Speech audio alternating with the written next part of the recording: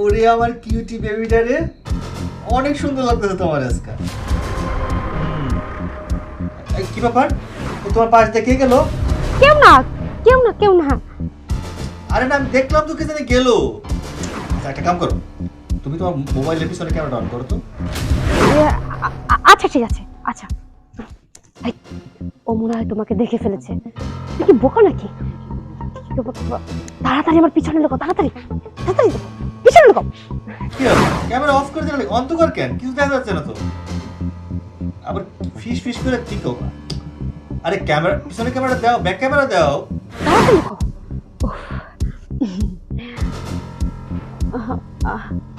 হ্যাঁ দিব তো, ব্যাক ক্যামেরা তো দিবই। এই দেখো, এই দেখো আমার আশেপাশে কেউ নেই, তুমি শুধু শুধু আমাকে সন্দেহ করতেছো।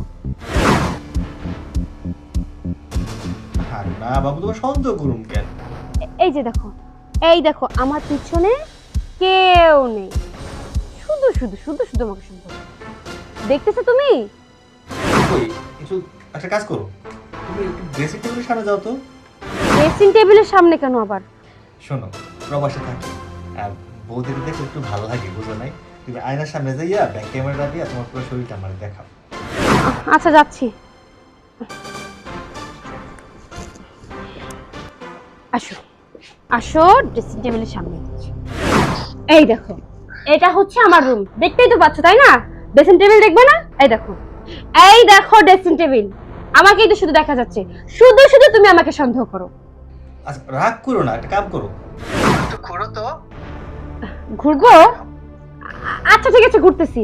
এই যে দেখো, এই যে ঘুরতেছি, এই যে ঘুরতেছি, এই যে ঘুরতেছি, এই যে ঘুরতেছি, এই যে দেখছো দেখছো, আমার সাথে কেউ নাই, তুমি শুধু শুধু আমাকে সন্দেহ করো। ঠিক আছে, আচ্ছা ঠিক আছে ঠিক আছে, এক কাজ করো, ওয়াশরুমটা একটু দেখো তো। ওয়াশরুমে?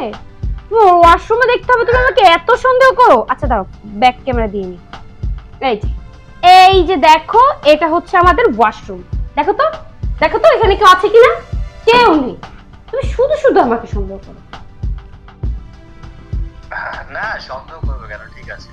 আচ্ছা ঠিক আছে, আমি তো অফিস থেকে আসছি, ফ্রেশ হবো, রান্না বান্না করবো, খাবো, তারপর খাওয়াবো। এখন রাখি। আচ্ছা ঠিক আছে রাখো, আবার তাড়াতাড়ি করে ফোন দিও। হ্যাঁ, আমি কিন্তু তোমার জন্য বসে থাকবো। আচ্ছা।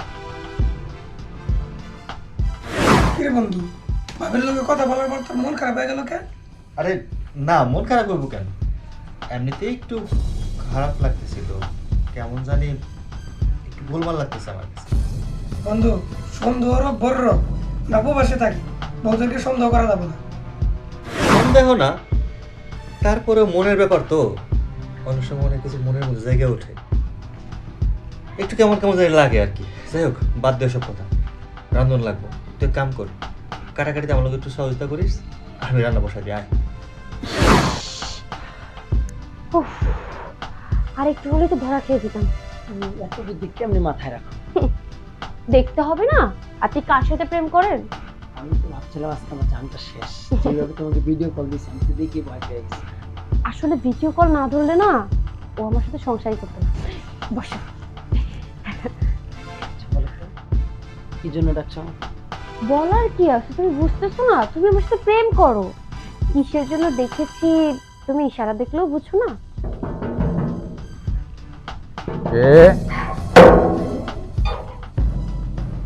আসসালামু আলাইকুম চাচা। ওয়ালাইকুম সালাম। কেমন আরে আছো? বাবা সূর্য, তুমি হঠাৎ করে না জানাই আয় পড়ছো?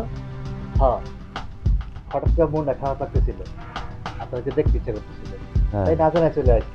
ভাবলাম আপনাকে সারপ্রাইজ দেন। তো কেমন আছেন? হ্যাঁ ভালো আছি। চাচা, আপনি তো দীর্ঘদিন যাবত আমাদের এই বাড়িতে আছেন, একটা কথা জিজ্ঞাই। আচ্ছা, আমি যেহেতু বিদেশে আছি, আমাদের বাসায় কি কোনো ছেলে পেলে আসা যাওয়া করে? বাবা রে, আমরা গরিব মানুষ, পরে রান্ডারে চাকরি করি, না পারি কইতে না পারি সইতে।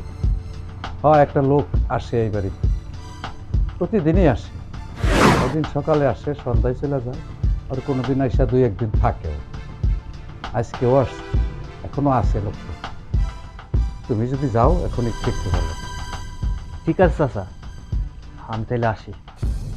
আচ্ছা বাবা।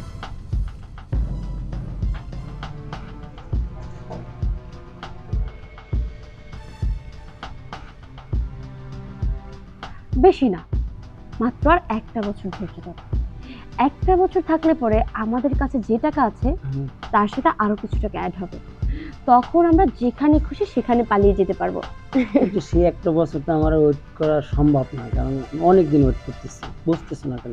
দেখো, আমরা যদি এখনই তাড়াহুড়া করি তাহলে অনেক টাকা জমাতে পারবো না। কি বলছো? এখন তাড়াহুড়ো করলে তোর অনেক টাকা জমাতে পারবে না।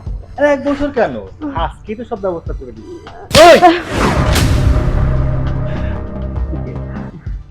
ওকে আমার খালাতো ভাই, তোর কি ভাই? খালাতো ভাই কে?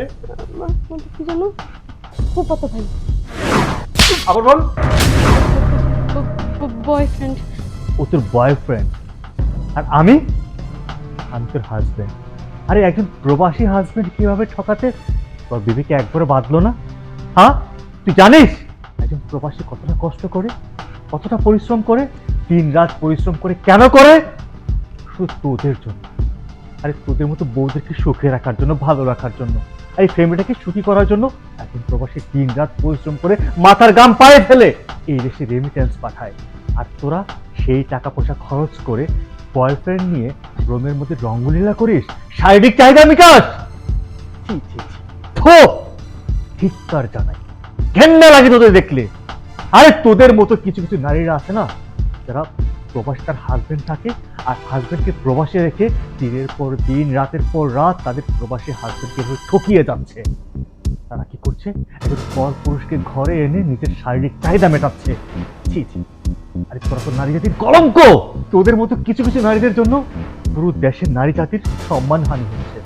একবার কি ভেবে দেখেছিস তোদের জন্য আমরা কি না করেছি? আমরা প্রবাসী তোদের জন্য কি না করি? তোরা কি জানিস একজন প্রবাসী কতটা কষ্ট করে? আরে ফজরের আজান যখন দেয় না, তখন ঘুম থেকে উঠে রান্না করি, নাস্তা করি কি না করি, পলিথিনে করে দুপুরের খাবারটা নিয়ে যাই। আর কি খাবো? যাই তো সেই মরুভূমিতে, যাইতে লাগে 2 ঘন্টা। 2 ঘন্টা জার্নি করে কাজে যাই, 12 ঘন্টা ডিউটি করি, একটু ছায়া পাই না মাথার উপর। মাথার মগজটা না রোদের তাপে টকবক করে, কিন্তু তারপরেও গায়ে পরিশ্রম লাগাই না। কেন জানিস? তোদের সুখের জন্য। 12 ঘন্টা ডিউটি করে রুমে আসি, তারপর রান্না করি, গোসল করি, ফ্রেশ হই, রুমে অন্য অন্য কাজ শেষ করে সময় পাই 2-3 ঘন্টা ঘুমাই। তারপরেও কষ্ট গায়ে লাগে না।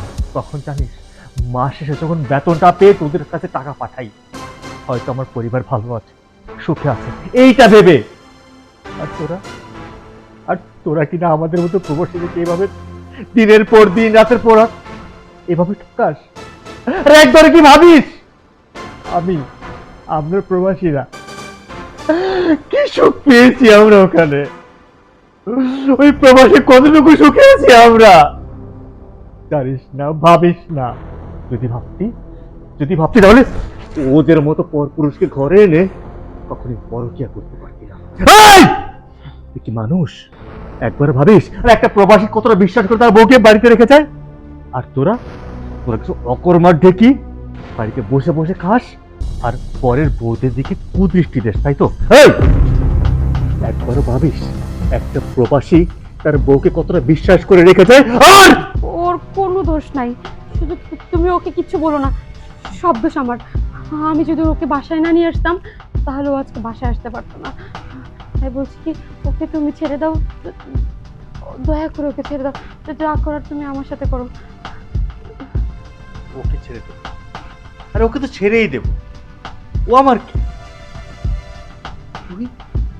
ওর মতো বেমানকে কি করা উচিত বল? আমাকে শেষবারের মতো ক্ষমা করে দাও। ক্ষমা? না। কি করবো ক্ষমা? না। আরে যে কিনা 3 রাত পরিশ্রম করেছি যার জন্য, আর যে আমাকে এভাবে ঠকিয়েছে তাকে ক্ষমা করবো?